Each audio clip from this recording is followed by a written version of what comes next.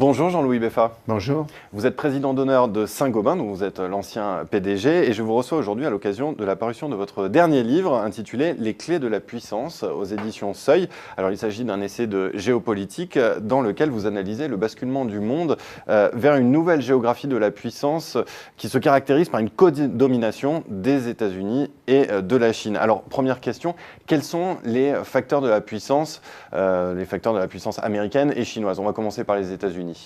Oui, parce que, en effet, si aujourd'hui on est dans le schéma d'un équilibre de la puissance entre la Chine et les États-Unis, on sort d'un monde dans lequel, depuis la fin de la Deuxième Guerre mondiale en tout cas, il n'y avait qu'une puissance, c'est-à-dire les États-Unis. Avec bien sûr la guerre froide avec les Russes, mais enfin, les États-Unis dominaient tout, l'avancée économique, la puissance militaire, etc., etc. Donc en fait, la chose, c'est que les États-Unis sont obligés de partager le pouvoir maintenant. C'est ça le fait nouveau, véritablement. Et ce qui est intéressant d'étudier, c'est comment se fait cet équilibre de partage, comment se fait cette sorte de coexistence morose entre ces deux pays. Il faut d'abord se demander si les États-Unis, disons, sont obligés de composer avec la Chine, mais en même temps perdent du terrain de façon massive. La réponse est non. Les États-Unis, d'une façon générale, gardent encore énormément d'atouts, notamment dans le domaine Internet, mais qui n'atteignent pas la Chine, puisque la Chine elle-même a ses propres sociétés pour, je dirais, ne pas être dominée par Google, etc. Et donc la Chine a réussi, seule sur la planète, à se mettre à l'écart de la domination américaine. Donc si on résume, d'autres concurrents n'apparaissent pas, et l'Europe, je dirais presque par solde, est en train de perdre régulièrement de son influence. Alors, on reparlera de l'Europe un peu plus tard. Quels sont les éléments de domination chinois? Les éléments de domination chinois se sont toujours d'abord centrés sur un mode de fonctionnement qui est un mode de fonctionnement de grande efficacité parce que, d'abord, premièrement, il n'applique pas un système politique démocratique. Le système chinois est basé sur le confucianisme, c'est-à-dire on suit le chef et le chef doit prendre soin de vous. Donc le système chinois a une grande caractéristique, c'est que le gouvernement chinois, parce qu'il a de multiples sources d'informations, en fait détecte les problèmes très rapidement, et comme c'est un régime extrêmement centralisé, il apporte des remèdes très vite. Donc la grande caractéristique de l'efficacité chinoise, c'est la rapidité dans la décision. Et au fond, le fait qu'il n'applique pas les modèles classiques électoraux où il faut passer par des accords avec les parlements comme aux États-Unis. Il gagne du temps et de l'efficacité. Il gagne énormément d'efficacité. Est-ce que néanmoins, il n'y a pas des éléments qui aujourd'hui remettent en cause ces puissances? Alors pas forcément des éléments externes, mais plutôt des éléments internes. Je pense notamment au ralentissement économique de la Chine ou à la fragilité de la reprise américaine. Voilà. Enfin, le principal élément, c'est quand même le ralentissement un peu des exportations chinoises. Personnellement, je crois qu'ils vont y porter remède. Auparavant, on s'inquiétait énormément de la bulle immobilière. Maintenant, on s'inquiète moins de la bulle immobilière. Auparavant, on s'inquiétait énormément des mauvais prêts, des financements qui n'allaient pas être remboursés. On s'en inquiète beaucoup moins.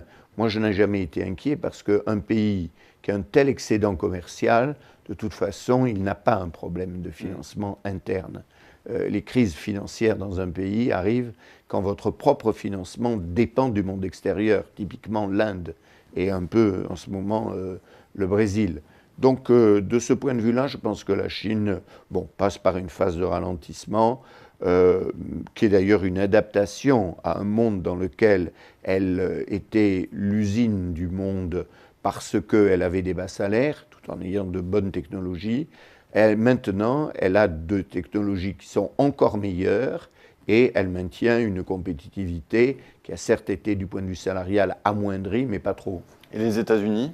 Alors, les États-Unis, eux, nous ont montré un beau rebond en employant véritablement les méthodes d'un capitalisme pur et dur. Et ce qui peut paraître étonnant aux États-Unis, c'est que, au fond, le redressement américain se fait avec une perte de pouvoir d'achat de la classe moyenne, une situation des pauvres qui est vraiment très difficile et une situation des riches qui est opulente et même suravantagée. Alors pourquoi cela tient? Cela tient parce que reste encore l'idéologie du rêve américain. C'est profondément ancré dans la culture américaine. Voilà, cette élite américaine qui écrase en termes de revenus le reste du pays, eh bien, tout le monde a un peu le sentiment qu'il peut, s'il travaille bien, y rentrer. Voilà. Et qu'il n'a pas, comme en France, des institutions héritées de l'histoire, des structures administratives, des conseils d'État, toute cette espèce d'ensemble français hérité un peu quand même d'une période presque royale encore, bien qu'elle est plutôt napoléonienne, qui brime, disons, l'efficacité de l'individu. Aux États-Unis, l'efficacité de l'individu ne se sent pas brimée par l'État. Est-ce que vous avez le sentiment que ces deux puissances, Chine et États-Unis, elles se satisfont de cette situation de co-domination, ou est-ce qu'elles sont dans des stratégies pour reprendre le leadership mondial à elles toutes seules? Je pense notamment aux États-Unis qui semblent aujourd'hui mettre en place une stratégie de containment de la Chine avec un rapprochement avec le Japon qu'elle autorise à se réarmer, par exemple. Notamment le terrain de bataille est véritablement l'Asie. Je pense que la Chine envoie le plus souvent dans ses discours deux messages. Un, aux États-Unis, je suis votre égal. Je refuse de dire que vous êtes plus fort que moi. On n'est pas dans une situation, je dirais, comme les Anglais face aux Américains. Donc, première chose. La deuxième chose, la Chine, la mer de Chine, l'entourage de la Chine, les pays tout autour, c'est ma zone. Je suis à nouveau l'empire du milieu. Et donc c'est bien l'idée de la Chine. L'idée de la Chine, c'est que l'empire du milieu a été attaqué par les Occidentaux il y a 200 ans, et le but actuel est de fermer cette parenthèse. Voilà. Mais elle le fait avec chaque fois prudence, sans confrontation quand même hyper brutale, mais sans arrêt maintenant en sortant de Chine. Pendant très longtemps, elle n'a pas fait de mouvement militaire pour affirmer son existence. Maintenant, elle le fait. Exactement au moment où les États-Unis sont en train de se replier et apparemment ne veulent plus tellement participer à des guerres. Et dans ce contexte, on a envie de vous demander, et l'Europe dans tout ça, quel rôle est-elle appelée à jouer? Bien, l'Europe, si vous voulez, n'a fait que reculer dans les 10 dernières années. Comme la France, au sein de l'Europe, elle se rapetisse, peut-être la France encore plus vite que les autres. Non pas parce qu'il n'y a pas les talents.